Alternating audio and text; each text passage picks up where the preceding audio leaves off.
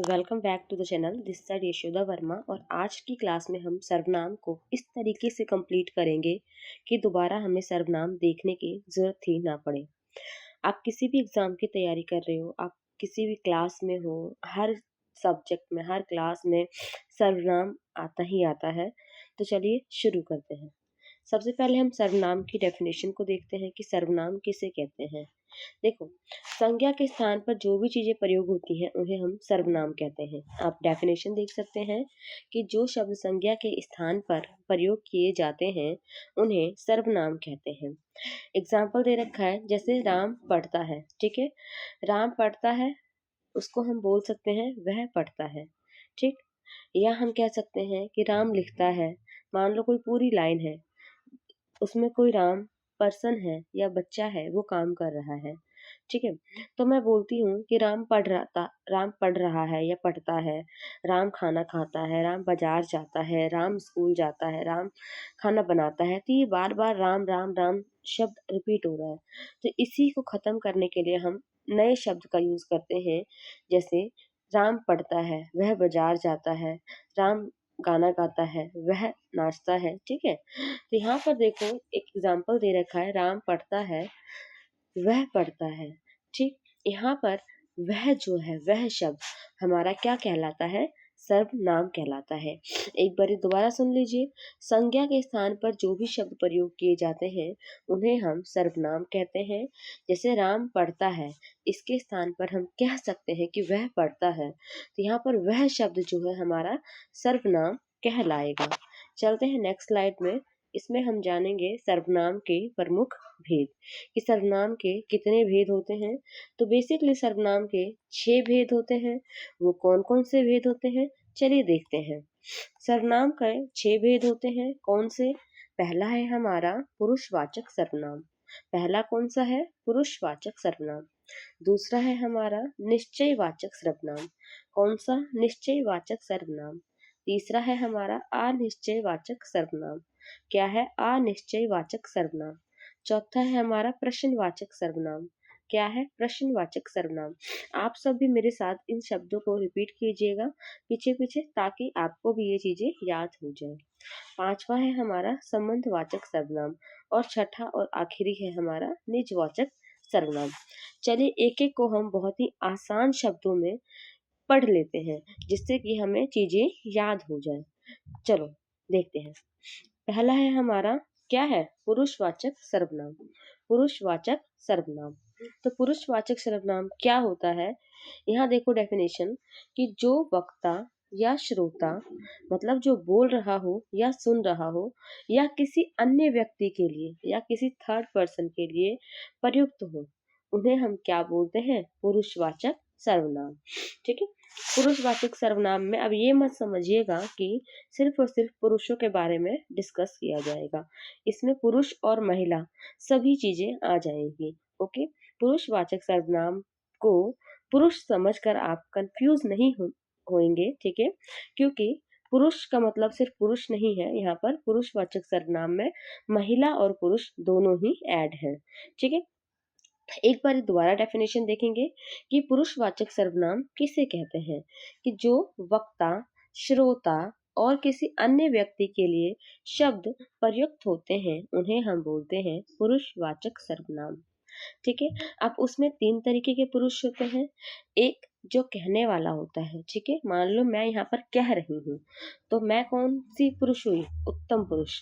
उत्तम पुरुष में मैं अपने आप को मैं और हम, अगर मैं अकेली हूँ तो मैं, और अगर मेरे साथ एक दो बंदे और हैं तो मैं जो है हम शब्द का प्रयोग कर सकती हूँ। ठीक है, तो पुरुषवाचक सर्वनाम में सबसे पहला हो जाता है उत्तम पुरुष। उत्तम पुरुष में हो गया हमारा मैं और हम। दूसरा आ गया हमारा मध्यम पुरुष, जैसे जिसके बारे में, जिसके साथ हम बात कर रहे हैं। ठीक है, एक पर्सन यहाँ पर है, मान लो ये मैं हूँ, ठीक, या हम हैं। अब ये किसी न किसी पर्सन के साथ बात कर रहा होगा, ऑफकोर्स है ना, या कर रही होगी। वो पर्सन ये रहा। ठीक है, वो पर्सन ये रहा। ये तो हो गया मैं। ठीक, ये हो गई मैं। अब मैं इससे बात कर रही हूँ, मैं इससे बात कर रही हूँ, ये हमारा क्या हो गया? तू या तुम। ठीक, तू या तुम। तो यहाँ पे हमारा ये हो गया सेकंड पर्सन या कह लो मध्यम पुरुष। ठीक, जो बंदा बात कर रहा है वो उत्तम पुरुष, जिससे बातें हो रही है, जिसके साथ बातें हो रही हैं, जिसके साथ बातों का डिस्कशन हो रहा है, वो हमारा हो गया मध्यम पुरुष। ठीक, अब ये जो है ये दोनों आपस में बात कर रहे हैं, वो किसी थर्ड पर्सन के लिए बात कर रहे हैं जो यहाँ पे बैठा हुआ है। ठीक, ये दोनों जो बातें कर रहे हैं ये आपस में बातें कर रहे हैं, मैं और तू। ठीक है, ये तीसरे पर्सन के बारे में बातें कर रहे हैं।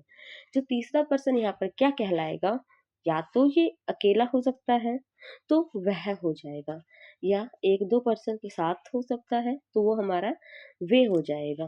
ठीक, या यह कह लो या ये कह लो। ओके, तो यहाँ पर हमने देखा कि पुरुषवाचक सर्वनाम किसे कहते हैं कि जो बंदा बात कर रहा हो, ठीक है, वक्ता जैसे कि मैं, श्रोता जैसे कि तुम या तुम, या किसी अन्य पर्सन जैसे कि हमारा यहाँ पे आ गया वह, ये, यह इत्यादि। ठीक है, तो यहाँ पहला हमारा हो गया उत्तम पुरुष मैं और हम, मध्यम पुरुष तू तुम और आप, अन्य पुरुष वह ये वे ये। ठीक है, उदाहरण दे रखा है यहाँ पे, मैं स्कूल जा रहा हूँ। अब क्वेश्चन आ जाता है कि मैं स्कूल जा रहा हूँ ये कौन सा वाचक है, सर्वनाम है। ठीक, तो ये हमारा क्या है, पुरुषवाचक सर्वनाम। और पुरुष में भी कौन सा है, यहाँ पे मैं शब्द यूज हो रहा है, मतलब उत्तम वाचक सर्वनाम। ठीक, दूसरा यहाँ पे दे रखा है कि वह मेरा चित्र है, वह जो भी फिगर है यहाँ पे मान लो वह मेरा चित्र है। ठीक, वह, हम किसी थर्ड चीज के बारे में बात कर रहे हैं, यहाँ पे ये दोनों बंदे के बारे में बात कर रहे हैं तो वह और वे हो जाए।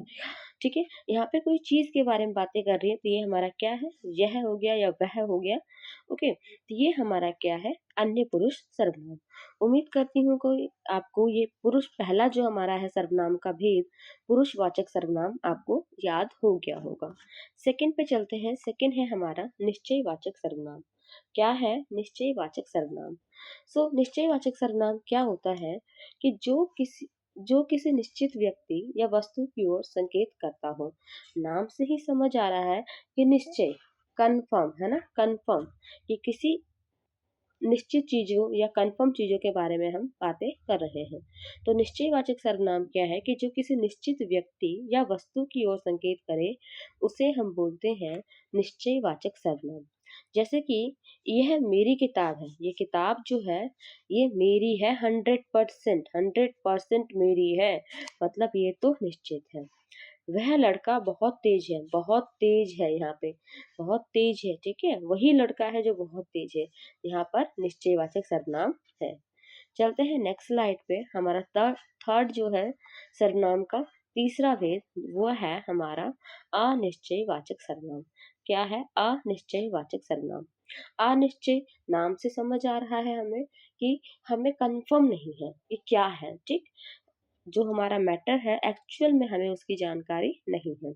अनिश्चयवाचक सर्वनाम, तो यहाँ पर जो है डेफिनेशन देख लेते हैं कि जो किसी निश्चित व्यक्ति या वस्तु का बोध ना कराए।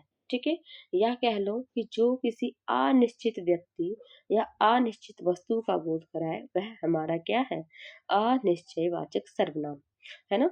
जो किसी निश्चित व्यक्ति या वस्तु का बोध ना कराए, के बारे में ना बताए, अर्थात जो किसी अनिश्चित व्यक्ति या फिर अनिश्चित वस्तु के बारे में बताता हो वह हमारा क्या है, अनिश्चयवाचक सर्वनाम।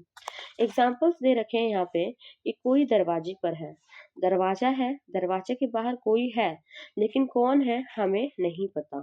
ठीक, अंदाजा लगा सकते हैं कि हाँ वो राम है, हाँ वो श्याम है। ओके, कंफर्म नहीं है, कंफर्म नहीं है, क्वेश्चन मार्क है। ओके, कुछ लोग बाहर खड़े हैं, कुछ लोग बाहर खड़े हैं, कितने हैं हमें नहीं पता, कितने हैं हमें नहीं पता, कुछ लोग हैं, इतना है।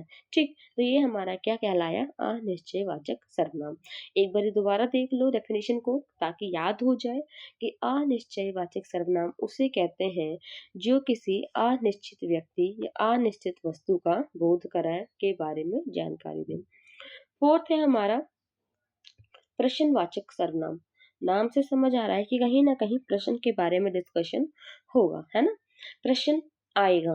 तो प्रश्नवाचक सर्वनाम क्या होता है, डेफिनेशन देखते हैं कि जो प्रश्न पूछने के लिए प्रयोग होता है, जो शब्द जो अक्षर, जो शब्द हमारे प्रश्न पूछने के लिए यूज होता है उसे हम प्रश्नवाचक सर्वनाम कहते हैं। एग्जाम्पल देख लेते हैं। कौन आया? हमें नहीं पता कौन आया, हम प्रश्न पूछ रहे हैं कौन आया। ठीक, क्या तुम्हें पता है इस बारे में? तुम्हें पता है दिल्ली में कितने पॉल्यूशन है? प्रश्न पूछा जा रहा है। ठीक है, तो यहाँ पर क्या है, प्रश्नवाचक सर्वनाम हो गया। ओके, नेक्स्ट हम पढ़ते हैं पांचवा। पांचवा क्या है, संबंधवाचक सर्वनाम। संबंध, अब देखो चीजों के ना शब्दों के मीनिंग निकालो और उस मीनिंग से चीजों को समझने की कोशिश करो। ठीक है, तो चीजें बहुत ही ज्यादा आसान हो जाती हैं। पांचवा हमारा संबंधवाचक सर्वनाम। अब देखो नाम से समझ आ रहा है कि संबंध, रिलेशन के बारे में डिस्कशन होगा, है ना।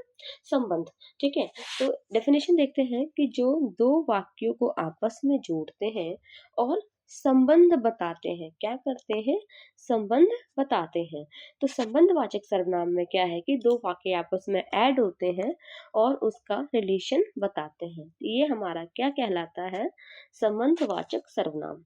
एग्जाम्पल दे रखा है कि जो मेहनत करता है वही सफल होता है। तुम मेहनत नहीं करोगे तो क्या सफल होगे? नहीं होगे। मतलब कहीं ना कहीं मेहनत का जो रिलेशन है सक्सेस से है। अगर तुम मेहनत करोगे तो सफल होगे, नहीं करोगे तो नहीं होगे, है ना। मेहनत का रिलेशन है सफल होने से, सक्सेस से। अगर आप मेहनत करोगे तो ही सफल होगे, मेहनत नहीं करोगे तो सफल नहीं होगे। इनका जो है रिलेशन है, संबंध है। जिसने काम किया वही पुरस्कार पाएगा। अगर तुम काम करोगे तो पुरस्कार पाओगे, है ना। काम भी क्या, पूरा काम करोगे, अधूरा नहीं। अधूरा काम के कोई पुरस्कार नहीं मिलेगा, कोई जो है गिफ्ट नहीं मिलेगा। तो अगर आप पूरा काम करते हो तो पुरस्कार मिलेगा, पुरस्कृत किए जाओगे। ठीक है, तो संबंध क्या है? काम करना, पुरस्कार मिलना, मेहनत करना, सफल होना, दोनों में क्या है? संबंध है। तो ये हमारा कहलाता है संबंधवाचक सर्वनाम। चलो आखिरी देखते हैं, लास्ट हमारा छठा, वो है हमारा निजवाचक सर्वनाम। निज मतलब स्वयं, प्राइवेट, है ना। निज मतलब प्राइवेट। ओके, प्राइवेट चीजों के बारे में जानकारी दी जा रही है। निज शब्दों से समझो भाई। निज मतलब स्वयं, प्राइवेट अपना, पर्सनल, है ना।